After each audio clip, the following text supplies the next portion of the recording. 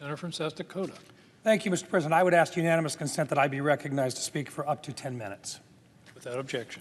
Thank you, Mr. President. My colleagues today have all had the same concern, and that is that while we recognize the need to address the debt limit that our country is now up against, we also recognize that the defense of our country is a critical and necessary part of our responsibility as well.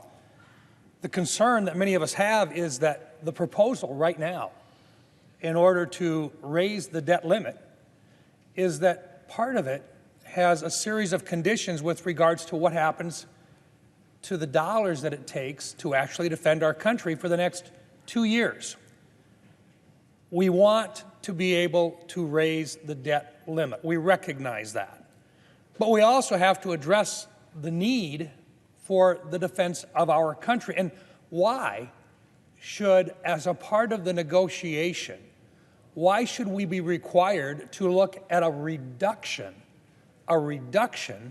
in the amount of dollars necessary for our young men and women to be able to defend our country? And yet, within the provisions of this bill, there is a reduction of up to 1% of the existing budget if we don't do an appropriations process. And yet, in order to do the appropriations process, we have to have 12 separate bills. The 12 separate bills all have to be passed. Now, the United States Senate is not known for necessarily doing anything on time. And yet, here we come up to the end of the fiscal year in October, and we haven't seen appropriation bills on the floor yet. What we need to be able to do, rather than to have a 1% reduction in defense, is have an agreement that we will at least allow the appropriation bills to come from the Appropriations Committee, come to the floor of the Senate, so that we can address them, up or down, with the appropriate amendments on them, but to have a full discussion and to do it in a timely fashion. So let's, number one, let's address the debt limit, but let's not penalize our ability to defend our country, or perhaps more appropriately to say, let's not limit the ability of our young men and women in uniform to defend our country. My colleagues have done a great job of explaining what happens here if we don't do our job correctly with regard to this particular bill.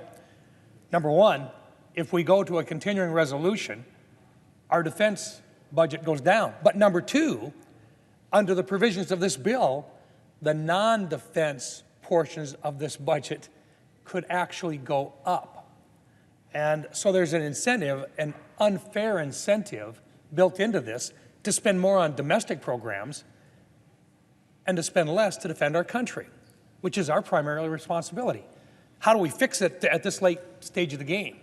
Number one, there are supplementals that are absolutely necessary. We have aggressive authoritarians throughout the world that are right now looking to see whether or not we are prepared to support our allies and those individuals who are on the front lines, specifically in Ukraine, specifically looking as well in the South Pacific, and looking at Taiwan and doing our best to turn Taiwan into a porcupine, making it much less of a possibility that China will invade Taiwan. But the other piece of this, along with that, is that we have to do an appropriations process where we actually get a chance to look at the defense bill and our other appropriations bills in a timely fashion, so that we do not have a continuing resolution in which the defense of our country loses ground, making it more vulnerable, or our country more vulnerable, and a more challenging job for the young men and women who wear the uniform of this country.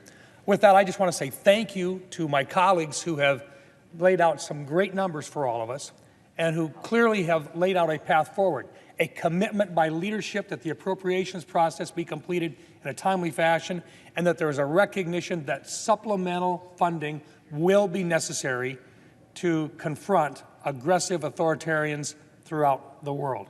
And with that, excuse me, Mr. President, with that, I yield the floor.